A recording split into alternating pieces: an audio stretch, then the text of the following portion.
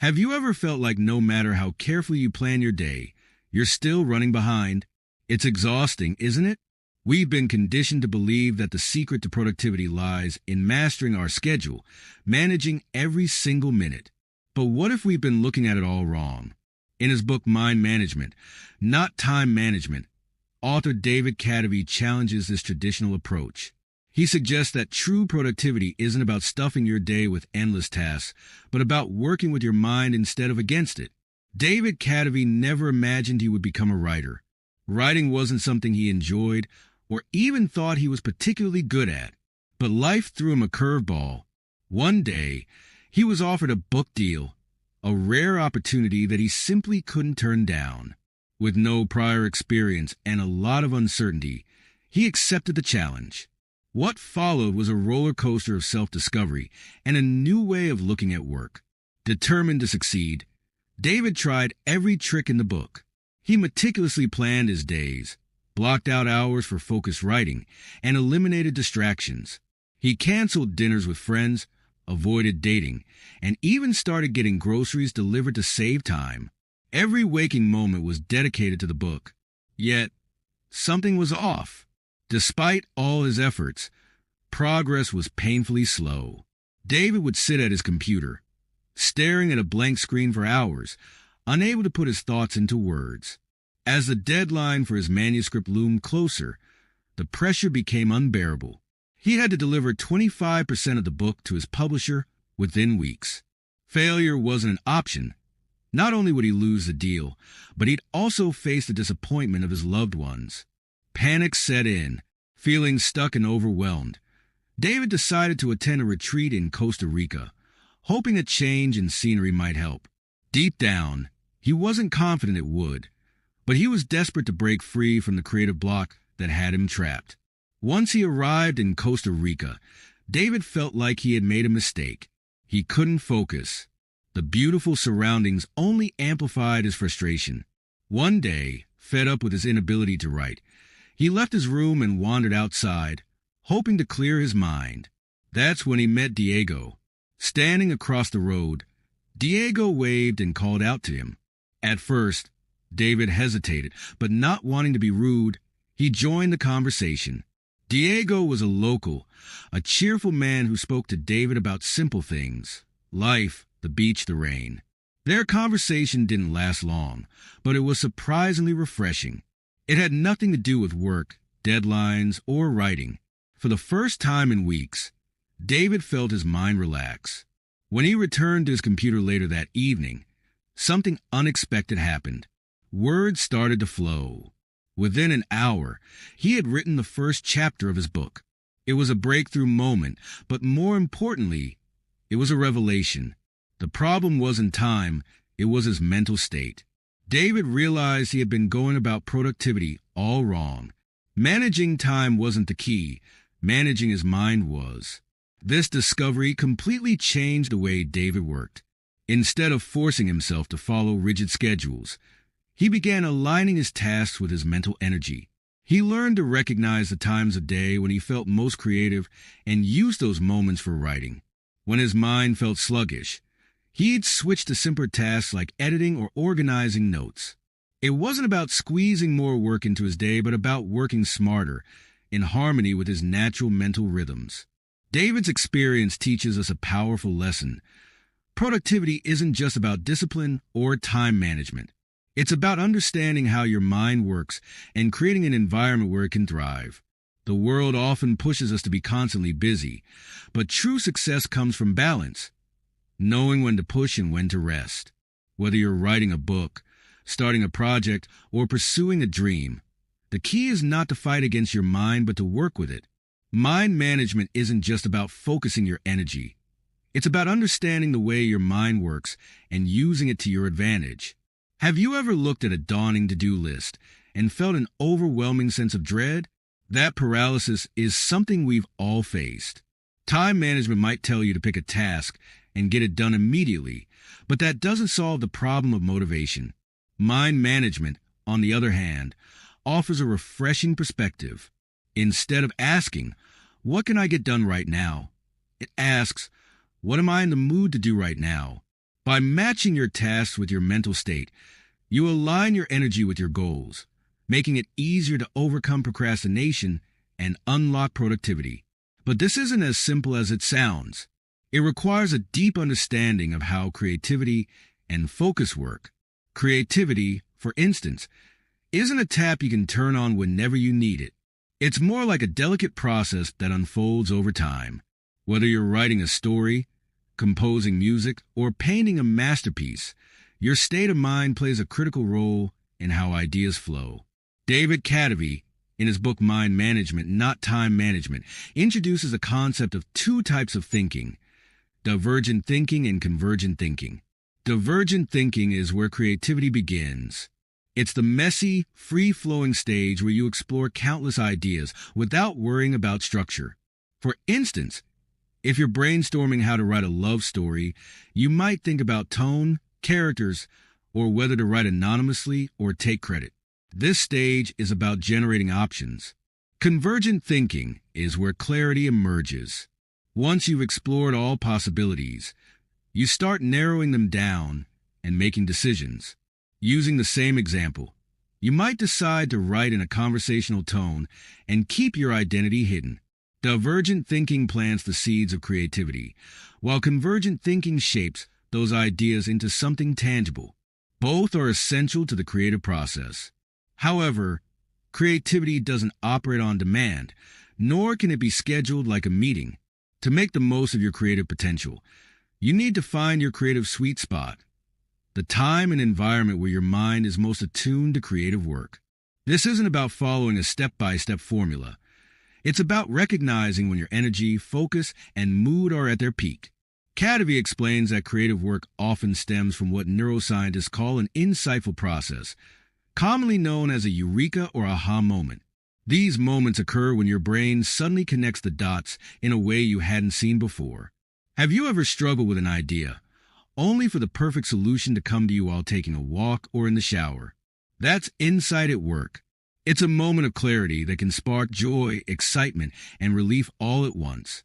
But how do you cultivate these moments of insight? It begins with understanding your body's circadian rhythm, the internal clock that regulates your sleep-wake cycle. Your energy levels rise and fall throughout the day, and aligning your tasks with these natural peaks and troughs can make all the difference. For example, if you feel sharpest in the morning, reserve that time for deep, focused work. Save less demanding tasks, like responding to emails or organizing your workspace, for when your energy dips.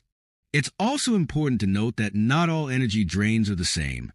Some activities, like brainstorming with a team or painting a landscape, might exhaust you in a fulfilling way, while others, like attending endless meetings or social obligations, leave you feeling completely drained. By identifying what energizes you and what depletes you, you can better manage your creative output. Think of creativity as a balance between your mind's natural rhythms and your energy reserves. When you find that golden window where your focus is sharp, your energy is high, and your mind is free to wander, that's when your best work happens. It's not just about the time of day, but about creating an environment where insight can flourish, whether that means stepping away from your desk, taking a walk, or simply letting your thoughts wander. Ultimately, mind management teaches us that productivity and creativity aren't about forcing ourselves to grind through tasks. Instead, it's about respecting the natural ebb and flow of our mental energy. When we stop trying to control time and start managing our minds, we not only work smarter, but also create space for those magical aha moments that lead to truly meaningful work. Our body's energy levels aren't constant. They are guided by two systems: our circadian rhythm and sleep-debt system. The circadian rhythm, your internal body clock, keeps you alert throughout the day, but this alertness is counterbalanced by your sleep-debt system. When you don't get enough rest, your sleep debt builds up, draining your energy reserves. This is why, around 2:30 p.m., when your circadian rhythm dips and sleep debt takes over, you often feel that dreaded mid-afternoon sluggishness. By understanding these natural cycles, you can optimize your focus and align your most important tasks with the periods when your energy is at its peak. Many people find their creative sweet spot early in the morning, when their minds are sharpest. For example, top violinists dedicate the first 2 to 4 hours of their day to intense practice, while renowned writer Virginia Woolf and psychologist B.F. Skinner followed similar routines. They leveraged their mornings, knowing that this was when their creativity and focus were at their best. David Kadavy emphasizes this idea through his first hour rule, a principle that encourages dedicating the first hour of your day to your most important project. This isn't just about working hard. It's about prioritizing the task that truly matters to you. When you tackle your highest priority project first thing in the morning, before distractions arise, you're more likely to make meaningful progress. It might sound simple, but this habit can be transformative. By removing the chance for procrastination and obstacles, you set yourself up for a productive day. But creativity isn't limited to the time spent sitting at your desk. Even when you're not actively working on a project, your mind is often processing ideas in the background. Social psychologist Graham Wallace outlined the 4 stages of creativity that guide this process: preparation, incubation, illumination, and verification. 1. Preparation. This is the foundation of creativity. It's the stage where you immerse yourself in your project, gathering information, brainstorming ideas, and exploring possibilities. Imagine an artist planning a painting. They're not just thinking about colors, but also the story they want to tell. David Kadavy experienced this stage while working on his book. He didn't write every day. Instead, he spent hours surrounded by books, newspapers, and journals, scribbling ideas on a whiteboard. This phase of intense research might seem unproductive, but it's essential for laying the groundwork for creativity. 2. Incubation. After gathering all the information, you take a step back. This stage is about letting your mind process everything in the background. You might focus on unrelated tasks, spend time with loved ones, or simply relax. Breaks are crucial during this stage, as forcing yourself to work can lead to frustration. During incubation, your subconscious mind works quietly, making connections you might not even be aware of. 3. Illumination. This is the magical eureka moment when an idea suddenly clicks. It's unpredictable and can strike at any time, whether you're walking, showering, or even dreaming. But here's the catch. Illumination only happens after thorough preparation. Let's take an example from music history. Paul McCartney of the Beatles famously composed the timeless song "Yesterday in a Dream." He woke up with a melody in his head, rushed to the piano, and played it. However, this wasn't pure luck. Years of practice and preparation enabled Paul to recognize and capture the melody when it appeared. Without that foundation, the song might never have existed. For verification, the final stage is where you refine your idea, ensuring it holds up under scrutiny. For Paul McCartney, this meant polishing "Yesterday" to turn a simple melody into one of the greatest songs in history.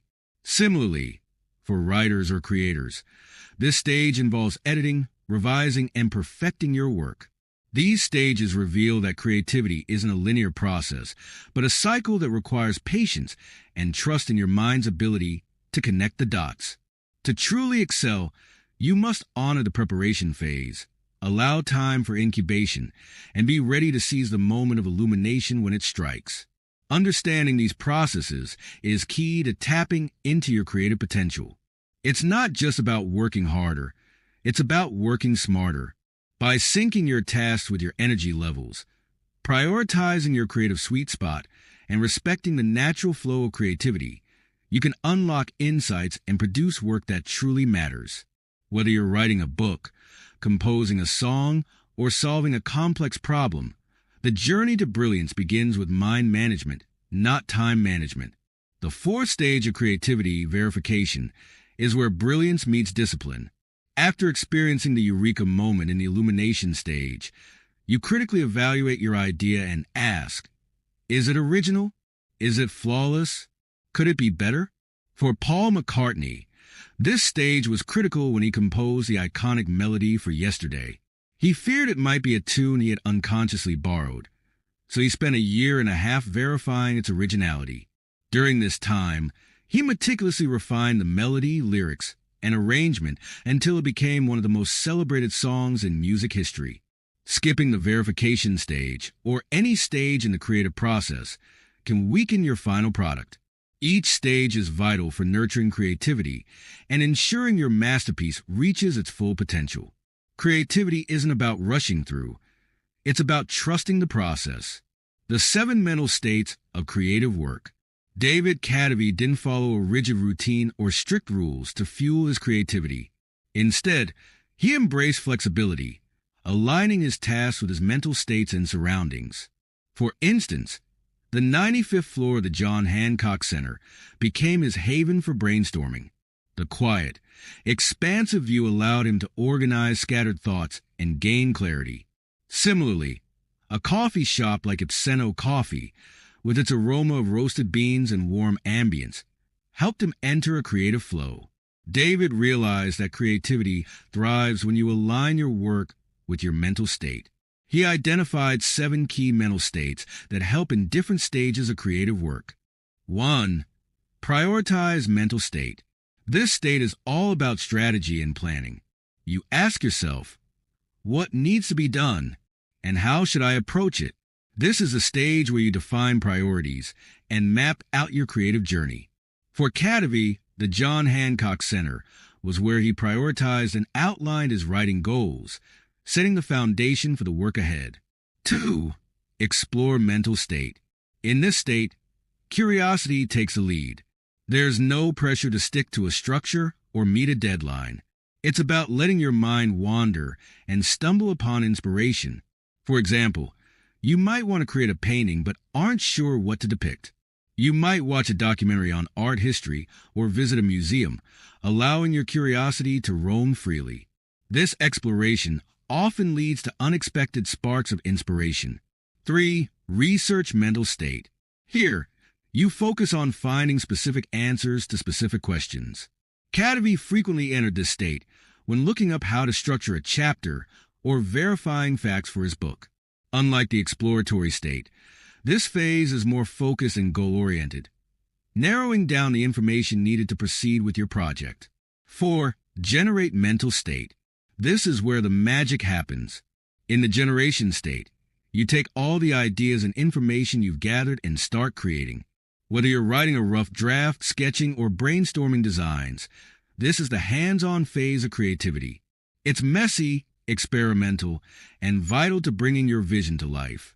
5. Polish mental state. Once you've created something, it's time to refine it.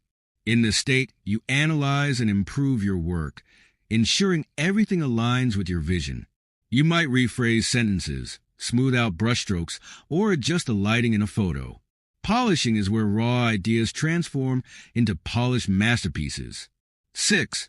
Administrative mental state. While creativity is exhilarating, life requires balance. This state involves handling practical tasks, like paying bills, responding to emails, or managing schedules, that keep your life running smoothly. By dedicating time to these responsibilities, you free up mental space for your creative work. 7. Recharge mental state. Creativity can't thrive on burnout. In the recharge state, you take a step back to rest and rejuvenate. This might mean spending time in nature, enjoying a hobby, or simply getting a good night's sleep. Kadavy often emphasized the importance of stepping away from work to allow the mind to recharge and re-enter a creative flow. Honoring your mental states. Each of these 7 mental states serves a specific purpose in the creative process. By understanding and honoring them, you can maximize your productivity without forcing yourself into a rigid routine. Creativity isn't a one-size-fits-all formula. It's about aligning your tasks with your mental energy, finding your sweet spot, and trusting the process. Whether you're writing a novel, composing a song, or designing a project, embracing these states will help you unlock your full creative potential. When you work with your mind, instead of fighting against it, creativity becomes not just a skill, but a natural and fulfilling part of your life. David's story is a prime example of how creative systems can help navigate challenges.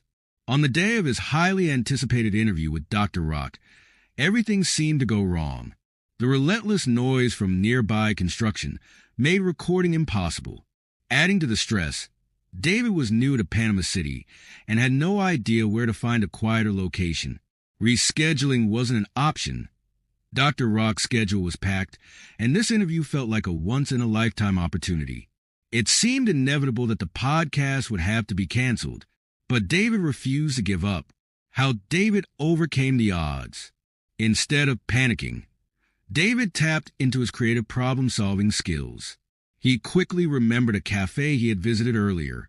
It wasn't completely soundproof, but it was quieter than his apartment. With limited time, he packed up his equipment and rushed there. Once at the cafe, he used a few tricks to minimize background noise, including positioning the microphone closer to his mouth and using software later to clean up the audio. The interview turned out to be a success, and David realized the power of having a system in place to handle unpredictable situations.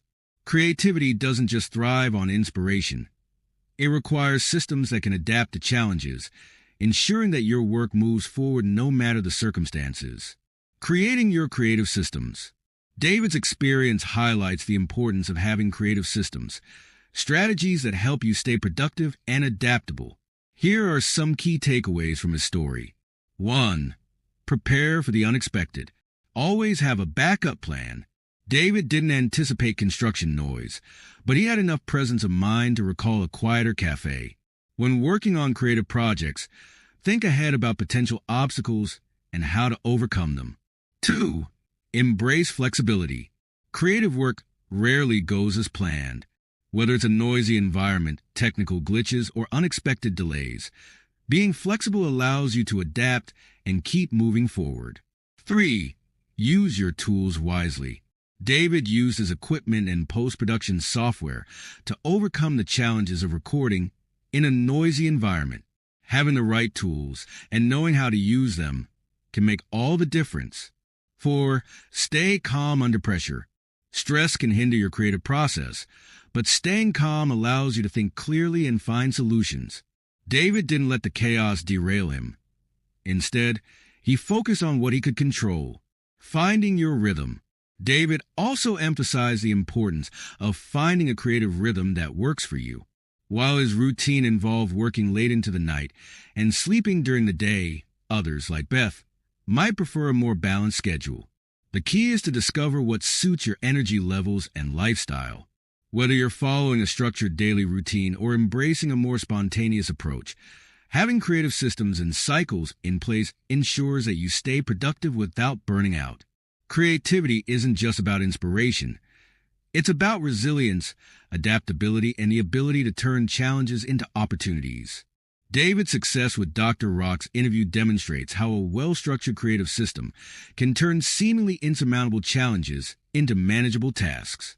By implementing a system, David was able to shift his perspective, focus on solutions, and ultimately succeed. A creative system is not just a routine, but a framework that guides you through each stage of your creative process while conserving mental energy. What is a creative system? A creative system is a repeatable process designed to streamline your creative work. It integrates your creative cycles like preparation, incubation, illumination, and verification, and ensures steady progress. The core element of this system is the minimum creative dose, the smallest, simplest action you can take to keep moving forward. For instance, if you're a writer, it might mean writing just one paragraph a day. If you're a painter, it could involve sketching a rough outline of your next piece. By focusing on these small, manageable tasks, you can balance other responsibilities while ensuring steady progress. The power of open loops. An open loop is any unfinished task or project that lingers in your mind, keeping your creative energy engaged.